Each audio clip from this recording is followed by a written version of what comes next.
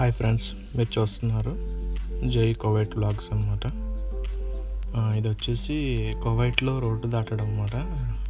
ఎందుకంటే ఇవి వెహికల్స్ బాగా హెవీగా వస్తాయి అన్నమాట. అందుకని మనం రోడ్డు దాటడం చాలా కష్టం అనమాట. అలాగని బ్రిడ్జెస్ అవి ఉంటాయి అన్నమాట. ఇలాగా ఈ బ్రిడ్జెస్ ద్వారా మనం యువతల నుంచి అవతల రోడ్డుకి దాటచ్చు అనమాట.